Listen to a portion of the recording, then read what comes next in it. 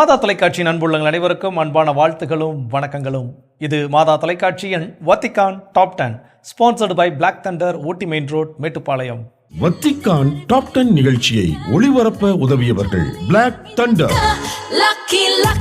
Lucky Falls at Black Thunder, Ooty main road, Mettupalayam. இனி இதயங்களே, உலகத்தின் சிறிய நகரமாக வத்திக்கான் இருந்தாலும் உலகில் நடைபெறுகின்ற பல பெரிய பெரிய நல்ல மாற்றங்களுக்கு காரணமாக இருக்கின்றது. இதற்கு காரணம் நமது திருத்தந்தை ஒருவரே என்பது நாம் அறிந்ததாகும். திருத்தந்தையின் செயல்பாடுகள், அவரை சுற்றி நடக்கும் நிகழ்வுகள், அவர் உலக மக்களுக்கு கொடுக்கும் செய்தி, வத்திக்கானின் சிறப்பம்சங்கள் மற்றும் திரு அவையின் செய்திகள் என பல சிறப்பான நிகழ்வுகளை உங்கள் கண்களுக்கும் செவிகளுக்கும் விருந்தாக கொண்டு சேர்க்கும் நிகழ்ச்சிதான் வத்திக்கான் டாப் 10. வாருங்கள், நிகழ்ச்சிக்குள் போகலாம்.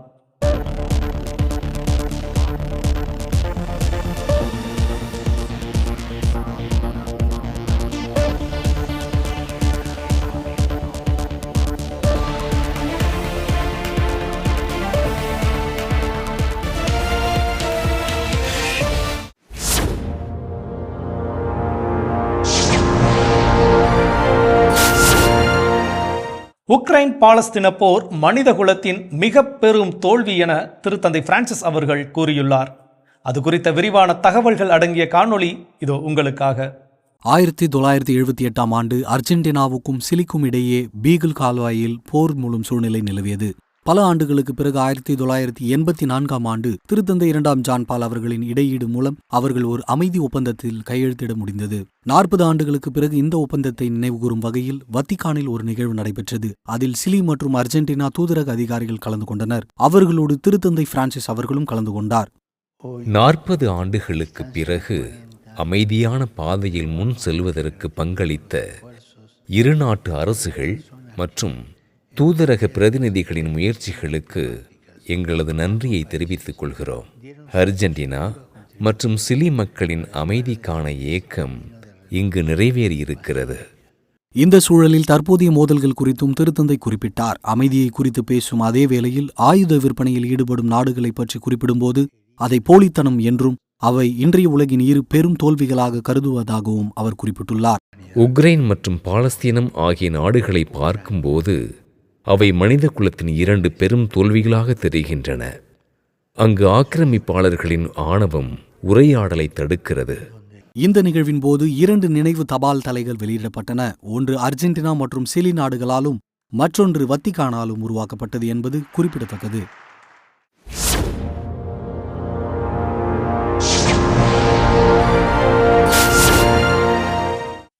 சமூக ஊடகங்களில் ஒரு நாள் ஹீரோக்களாக இருக்க ஆசைப்படுவதை தவிர்க்க வேண்டும் என திருத்தந்தை பிரான்சிஸ் அவர்கள் கிறிஸ்து அரசர் பெருவிழா திருப்பலியில் கேட்டுக்கொண்டார். அது குறித்த காணொளி இதோ உங்கள் பார்வைக்கு.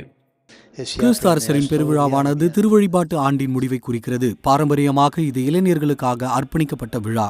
அவர்களில் பலர் கடந்த ஞாயிற்றுக்கிழமை அன்று புனித பேதுரு பசிலிக்காவில் திருத்தந்தை நிகழ்த்திய திருப்பலியில் கலந்து கொண்டனர். தாம் வழங்கிய மறையுரையில் தைரியமாக இருக்குமாறும் வெற்றியையோ அல்லது சுய உறுதிமொழியையோ விரும்புவதை நிறுத்துமாறும் திருத்தந்தை அவர்களை ஊக்கப்படுத்தினார். மேலும் உண்மையான பிரச்சனைகளை தீர்ப்பதற்கான வழி இது அல்ல என்றும் உண்மையில் இது வேடமணிவது போன்றது என்றும் திருத்தந்தை தெரிவித்தார். ஆன்மாக்களை உருவாக்காதீர்கள், இதயங்களை உருவாக்காதீர்கள். நீங்களாகவே இருங்கள், உண்மையாக இருங்கள், வெளிப்படையாக இருங்கள். சமூக ஊடகங்களில் அல்லது வேறு எங்கும் ஒரு நாள் நட்சத்திரங்களாக இருக்காதீர்கள். 2027ஆம் ஆண்டு அடுத்த உலக இளையோர் தினம் நடைபெறவுள்ள தென்கொரியாவைச் சேர்ந்த இளைஞர்களும் இதில் கலந்து கொண்டனர். விழாவின் போது கடந்த உலக இளையோர் தினம் நடந்த போர்ச்சுகலில் இருந்து இளைஞர்கள் குழு ஒன்று உலக இளையோர் தின சிலுவையையும் அன்னை மரியாவின் படத்தையும் அவர்களிடம் கொடுத்தனர். கொரிய நாட்டு இளைஞர்களே, நீங்கள் இறைவனின் சிலுவையான, வாழ்வின் சிலுவையான வெற்றியின் அடையாளத்தை பெறுவீர்கள். அதை நமது அன்னை மரியாவின் படத்தோடு சேர்ந்து பெறுவீர்கள். ஏனென்றால் எப்பொழுதும் இயேசுவோடும் நம்மோடும் இருப்பவர் அன்னை மரியா மட்டுமே. நிபந்தனையற்ற அன்பின் மதிப்பை மீண்டும் கண்டறிய இளைஞர்களை ஊக்குவித்த திருத்தந்தை அவர்கள் எல்லையோ சுயநலமோ இல்லாதது அன்பு என்று விளக்கமளித்தார்.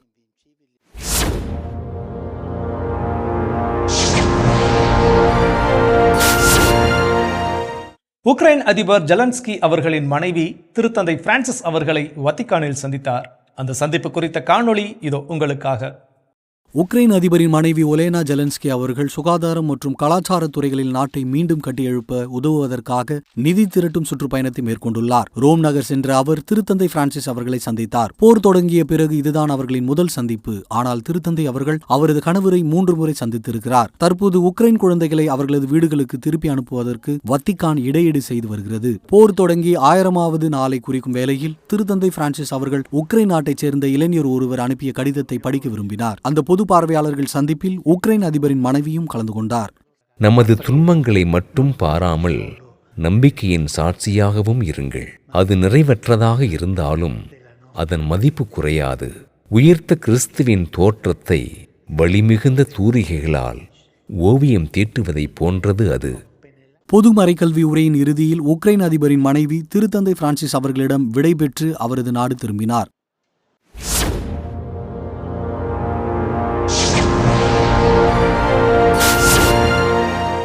காசாவில் நடந்து வரும் வன்முறை செயல்கள் இனப்படுகொலைக்கு சமமாக காட்சியளிக்கும் சூழ்நிலையில் திருத்தந்தை பிரான்சிஸ் அவர்கள் கூறியிருக்கும் செய்தியை என்ன என்று அறிந்து கொள்ள இதோ இந்த காணொளியை பாருங்கள். திருத்தந்தை பிரான்சிஸ் அவர்கள் காசாவை பற்றி பேசும்பொழுது இனப்படுகொலை என்ற வார்த்தையை பொதுவில் பயன்படுத்துவது இதுவே முதல் முறை. யூபிலியை முன்னிட்டு எழுதப்பட்ட புத்தகத்தில் அவர் இவ்வாறு கூறியுள்ளார். மேலும் இவை அவருடைய நேரடி வார்த்தைகள் அல்ல, மாறாக குறிப்பிட்ட சில நிபுணர்கள் கருதுவதை அவர் இவ்வாறு குறிப்பிடுகிறார். சில நிபுணர்களின் கூற்றுப்படி காசாவில் நடப்பது இனப்படுகொலையின் குணாதிசயங்களை கொண்டதாக தோன்றுகிறதா இல்லையா, சட்ட வல்லுநர்கள் மற்றும் சர்வதேச அமைப்புகளின் தொழில்நுட்ப வரையறைக்குள் அது வருமா போன்றவற்றை கவனமாக ஆராய வேண்டும். வத்திக்கானுக்கான இஸ்ரேல் தூதரகத்தின் எதிர்வினை வருவதற்கு நீண்ட காலம் இல்லை. அக்டோபர் மாதம் 7ஆம் நாள் நடந்தது உண்மையில் ஒரு இனப்படுகொலை என்று சுட்டிக்காட்டிய இஸ்ரேல் தாங்கள் செய்தது தற்காப்பு காரணமானது என்று கூறுகின்றனர். கடந்த ஆண்டு இதேபோன்ற சூழ்நிலையில் சர்ச்சை ஏற்பட்டது. பாலஸ்தீனர்கள் குழுவை திருத்தந்தை அவர்கள் சந்தித்தபோது இனப்படுகொலை என்ற வார்த்தையை பயன்படுத்தியதாக கூறப்படுகிறது. நாங்கள் 10 பேர் அங்கே காசாவில் இருந்தோம். நடந்த தாக்குதலில் 2 பெரியவர்கள் கொல்லப்பட்டனர்.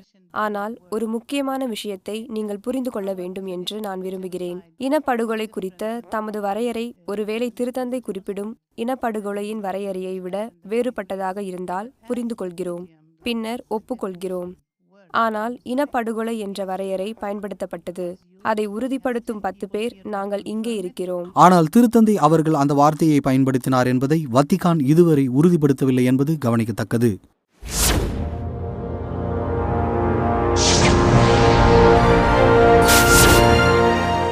திருத்தந்தையர் மறையும் சமயங்களில் நிறைவேற்றப்படும் அடக்க திருப்பலிச் சடங்குகளில் சில மாற்றங்கள் கொண்டுவரப்பட்டுள்ளன.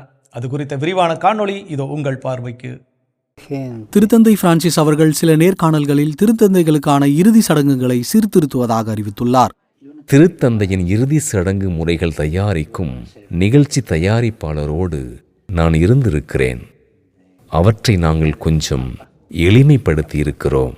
திருத்தந்தையர்களை பருத்தி கம்பளியில் அல்லாமல் மாண்புடன் அடக்க செய்ய வேண்டும் என்று திருத்தந்தை கூறினார். இந்த மாற்றங்கள் ஏற்கனவே வத்திக்கானால் வெளியிடப்பட்டுள்ளன. எடுத்துக்காட்டாக திருத்தந்தை 16ஆம் பெனடிக்ட் அவர்களின் இறுதி சடங்கு எவ்வாறு மேற்கொள்ளப்பட்டது என்பதை பொறுத்து சில விஷயங்கள் மாறும். உதாரணமாக, ஒரு திருத்தந்தையின் இறப்பு அவரது அறையில் அறிவிக்கப்படாமல் ஒரு சிற்றாலயத்தில் உறுதி செய்யப்படும். மேலும் உடல் நேரடியாக சவப்பெட்டியில் வைக்கப்பட்டு புனித பேதுரு பசிலிக்காவில் திறந்து வைக்கப்படும். அங்கே நம்பிக்கையாளர்கள் அதற்கு வணக்கம் செலுத்த முடியும். சவப்பெட்டி எளிமையாகவே இருக்கும். மேலும் முன்பு பயன்படுத்தப்பட்ட 3 பெட்டிகளைப் போல அல்லாமல் 1 மட்டுமே பயன்படுத்தப்படும். இந்த மாற்றங்களின் மூலம் திருத்தந்தையின் உருவம் ஒரு போதகராக மேம்படுத்தப்பட வேண்டுமே அன்றி ஒரு ஆட்சியாளராக அல்ல என்று வழிபாட்டு முறை கொண்டாட்டங்களின் தலைவர் டியாகோ ரவெல்லி அவர்கள் சுட்டிக்காட்டியது கவனிக்கத்தக்கது.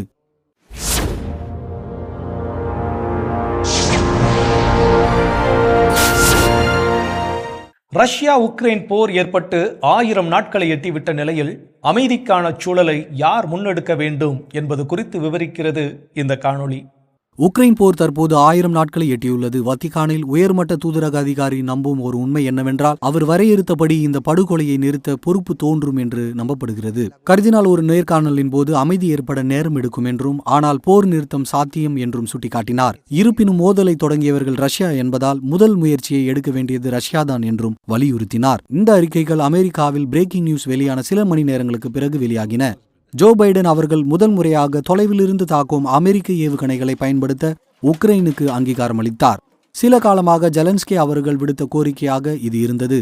மோதல் தீவிரமடைவதை தவிர்ப்பதற்காக வெள்ளை மாளிகை அதை நிராகரித்தது. 10,000த்திற்கும் மேற்பட்ட வடகொரிய வீரர்களை போரில் இணைக்கும் ரஷ்யாவின் முடிவிற்கு பிறகு திரு பைடன் அவர்கள் பச்சை விளக்கு காட்டியிருப்பது கவனத்திற்குரியது. மேலும் இந்த கொள்கை மாற்றமானது டொனால்ட் ட்ரம்ப் பதவியேற்பதற்கு 2 மாதங்களுக்கு முன் முடிவானது. வரவிருக்கும் அதிபர் உக்ரைனுக்கான ஆதரவை மேலும் குறைப்பதாக தனது பரப்புரையில் கூறியிருப்பது குறிப்பிடத்தக்கது.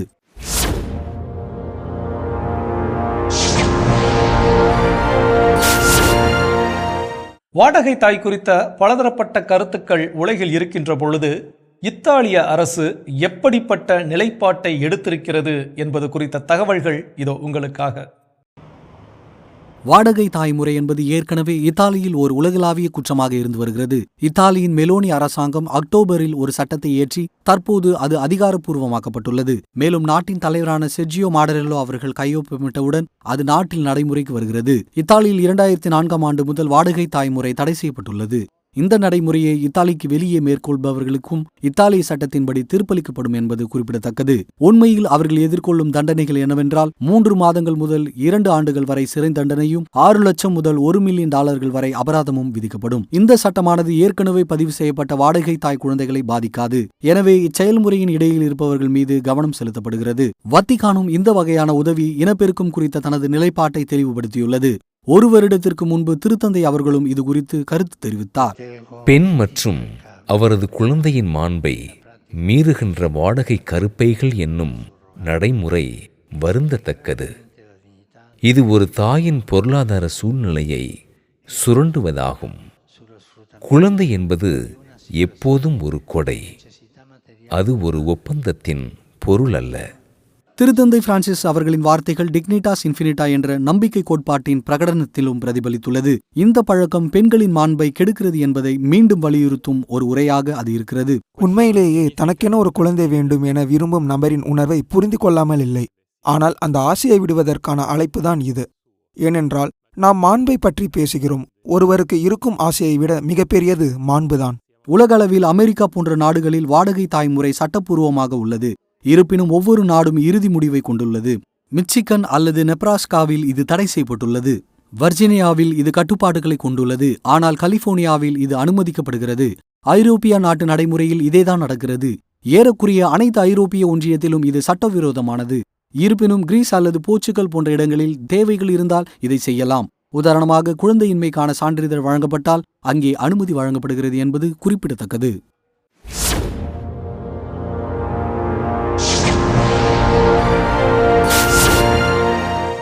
ரோமையில் அனைவரும் காண விரும்பும் ஓர் இடமாக இருந்து வரும் ட்ரெவி நீரூற்று தற்சமயம் என்ன நிலையில் இருக்கிறது என்பதை அறிந்து கொள்ள இதோ இந்த காணொளியை பாருங்கள். 1 மாதத்திற்கு முன்பு வரை ட்ரெவி நீரூற்றில் நாணயங்களை போடுவது கடினமான ஒன்றாக இருந்தது. தற்போது சுற்றுலா பயணிகள் ரோமுக்கு வருகின்ற போது சந்திக்கின்ற சவாலாக இது இருக்கிறது. நிறைய சாரக்கட்டுகள், வேலிகள் என இருப்பதால் ஒரு நல்ல புகைப்படத்தை எடுப்பது என்பது பெரும் சவாலாக இருக்கிறது. எனவே அதை ஏற்றுக்கொள்வதை தவிர வேறு வழி இல்லை. இந்த பயணத்தை நீண்ட நாட்களாக திட்டமிட்டு இருந்த பலர் ஏமாற்றம் அடைந்துள்ளனர். கொஞ்சம் விரக்தி அடைந்தேன். ஏனென்றால் உலகம் முழுவதிலும் இருந்து வருபவர்கள் ரசிக்க வேண்டிய ஒன்று. ஆனால் இங்கு வந்து பார்த்தால் முற்றிலும் மாறுபட்ட விதத்தில் இருப்பதை காண்கிறேன். அதை சரி செய்ய உள்ளாட்சி அதிகாரிகள் முயற்சி செய்து வருகின்றனர். யூபிலி வருவதற்குள் நீரூற்று புனரமைக்கப்பட வேண்டும். ஏனென்றால் சுற்றுலா பயணிகளும் தொடர்ந்து நாணயத்தை வீச விரும்புவார்கள். இதற்கு தற்காலிக தீர்வாக நீரூற்றின் நீரை காலி செய்து சிறிய அளவிலான குளத்தை நிறுவ வேண்டும். ஆனால் அது முந்தைய நிலைக்கு ஈடாகாது. மேலும் அதை அருகில் இருந்து ரசிக்க விரும்புபவர்களுக்காக இந்த நடைபாதை அமைக்கப்பட்டுள்ளது. ஆனால் பிரபலமான இந்த நீரூற்றின் புகைப்படத்தை பிடிக்க கால அட்டவணையின்படி செல்ல வேண்டும். ஏனென்றால் அது 24 மணி நேரமும் திறந்திருக்காது. காலை 9 மணி முதல் இரவு 9 மணி வரை மட்டுமே திறந்திருக்கும். குளம் அல்லது நடைபாதை அது எந்த நிலையில் இருந்தாலும் அது இன்னும் ஒரு கண்கவர் காட்சியாகவே இருக்கிறது. நிறுவப்பட்ட முதல் 6 நாட்களில் 44,000 பேர் இதை கடந்து சென்றதாக மாநகர சபை தெரிவித்துள்ளது. ஒரு நாள் ரோம் வர வேண்டும், ஒரு நாணயத்தை இங்கு போட வேண்டும் என்று நினைக்கும் கனவை நிறைவேற்ற சற்று காத்திருக்க வேண்டும் என்பது குறிப்பிடத்தக்கது.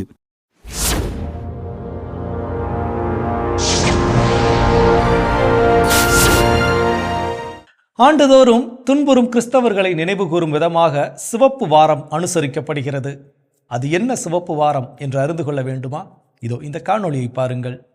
ஒவ்வொரு நவம்பர் மாதமும் துன்புறுத்தப்படும் கிறிஸ்துவர்களின் அவல நிலையை நினைவுகூர ஒரு வாரம் அர்ப்பணிக்கப்படுகிறது. 2015ஆம் ஆண்டு முதல் இது ஒரு உலகளாவிய முயற்சியாக கொண்டாடப்படுகிறது. மேலும் இது சிவப்பு வாரம் என்று அழைக்கப்படுகிறது. தேவையில் இருக்கும் திரு அவைக்கு உதவும் அமைப்பின் மூலம் ஏற்பாடு செய்யப்பட்ட இது உலகளாவிய பரப்புரையாக இருக்கிறது. இச்சிக்கல் குறித்த விழிப்புணர்வை ஏற்படுத்துவதே இதன் முக்கிய நோக்கமாக இருந்து வருகிறது. அதனால்தான் மில்லியன் கணக்கான கிறிஸ்துவ மறைசாட்சிகள் சிந்தப்பட்ட இரத்தத்தை நினைவு கூறும் வகையில் உலகெங்கிலும் உள்ள கட்டிடங்கள், நினைவு சின்னங்கள் மற்றும் நூற்றுக்கணக்கான ஆலயங்கள் சிவப்பு நிறத்தில் ஒளிர்கின்றன. முதல் சிவப்பு வாரம் ரியோ டி ஜெனீரோவில் அனுசரிக்கப்பட்டது. அங்கு ஈராக்கில் கொல்லப்பட்ட கிறிஸ்துவர்களின் நினைவாக மீட்பர் கிறிஸ்துவின் மாபெரும் உருவம் சிவப்பு நிறத்தில் ஒளிர வைக்கப்பட்டது. பாரம்பரியமாக சிவப்பு புதன்கிழமை கொண்டாடப்படுகிறது. ரோமில் ட்ரெவி நீரூற்று மற்றும் கொலோசியம் போன்ற நினைவு சின்னங்கள் இந்த நிறத்தில் ஒளியூட்டப்பட்டு வருவது கவனிக்கத்தக்கது.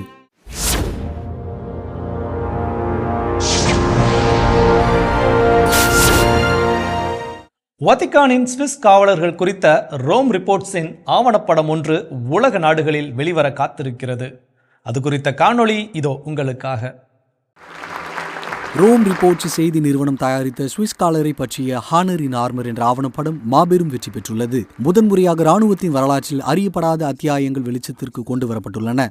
உதாரணமாக, இரண்டாம் உலகப் போரில் ரோம் நகரானது நாசிக்களால் ஆக்கிரமிக்கப்பட்ட போது அவர்கள் மேற்கொண்ட ரகசிய பணிகள் என்னவென்று தெரியவந்துள்ளது. வத்திக்கான் தூதரக தலைவரான பேராயர் பால் காலகர் மற்றும் ஆயர்களுக்கான திருப்பிட கழகத்தின் தலைவர் கர்தினால் ராபர்ட் பிரேவோஸ்ட் ஆகியோர் இந்த நிகழ்ச்சிக்கு தலைமை தாங்கினர்.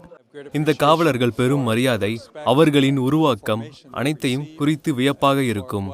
குறிப்பாக திருத்தந்தையின் காவலராக அவருடைய பயணங்கள், அவரின் இருப்பிடம், அவரின் இயக்கம் ஆகிய ஒவ்வொரு தருணத்திலும் பல நிலைகளில் பாதுகாப்பை தர வேண்டும். திருத்தந்தையுடனான எனது சந்திப்புகள் காரணமாக அவருடன் அடிக்கடி தொடர்பு கொள்ளும் பாக்கியம் எனக்கு கிடைத்தது. இந்த ஆவணப்படம் இந்த சிறிய இராணுவத்தின் வாழ்க்கையை உள்ளே இருந்து பிரதிபலிக்கிறது. திருத்தந்தைக்காக தங்கள் உயிரை கொடுப்பதாக உறுதி பூண்டவர்களின் பெற்றோர்கள் மற்றும் மனைவியர் படை வீரர்களின் அர்ப்பணிப்பை பற்றி விளக்குகிறார்கள். இந்த ஆவணப்படமானது ஷான் பேட்ரிக் லாவட் என்பவரால் எழுதப்பட்டு ஜெசாஸ் கார்கஸ் லெம்பாச் என்பவரால் இயக்கப்பட்டது. ஒரு மாற்றம் தரும் அதீத அனுபவமாக இந்த ஆவணப்படம் இருக்க வேண்டும் என்பதே எனது எண்ணம். பொதுமக்களோ அல்லது கேமராக்களோ இருக்க முடியாத அற்புதமான இடங்களில் சுவிஸ் காவலர்கள் இருக்கிறார்கள். நான் ஒரு கால இயந்திரம் போன்று வத்திக்கானின் எல்லைகளுக்குள் பொதுமக்களை கொண்டு செல்ல முயற்சிக்கிறேன்.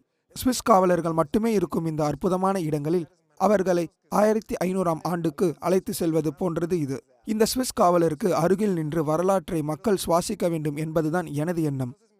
இந்த ஆவணப்படமானது pontifical mission societies, the doctor Raman Talaj foundation மற்றும் வாட்டர்ஸ்டோன் குரூப் ஆகியோரால் தயாரிக்கப்பட்டுள்ளது. எங்களை குறித்து உண்மையான தகவலை கூறுவது முக்கியம் என்று நான் நம்புகிறேன். சுவிஸ் காவலர் மற்றும் திரு அவையில் அவர்கள் வகிக்கும் பங்கு மற்றும் திருத்தந்தையின் பங்கு பற்றி பேசும்போது ரோம் ரிப்போர்ட்ஸ் திரு அவையை பற்றி செய்தி வெளியிடுவதில் அதிக நேரம் செலவிடுகிறது. இந்த புதிய 2 பகுதி ஆவணப்படமானது உலகெங்கிலும் உள்ள பல நாடுகளில் ஒளிபரப்பப்படுவதற்கு முன்பு டிசம்பர் மாதம் 11ஆம் நாள் சுவிஸ் பொது தொலைக்காட்சியில் பிரைம் டைமில் திரையிடப்படும் என்பது குறிப்பிடத்தக்கது. என் அன்பு உள்ளங்களே, இன்றைய நிகழ்ச்சி வாயிலாக வத்திக்கான் மற்றும் திருத்தந்தை பிரான்சிஸ் அவர்களின் கடந்த வார உலகை கண்டு ரசித்தீர்கள் அல்லவா? இனியும் இது போன்று பல புதிய முக்கிய நிகழ்வுகளுடன் உங்களை மீண்டும் அடுத்த வாரம் வந்து சந்திக்கின்றோம். இது நமது மாதா தொலைக்காட்சியின் Vatican top 10, sponsored by Black Thunder, Ooty main road, Mettupalayam. நன்றி, வணக்கம், மரியே வாழ்க. வத்திக்கான் டாப் 10 நிகழ்ச்சியை ஒளிபரப்ப உதவியவர்கள் Black Thunder. Lucky Falls at Black Thunder, Ooty Main Road, Metupalayam.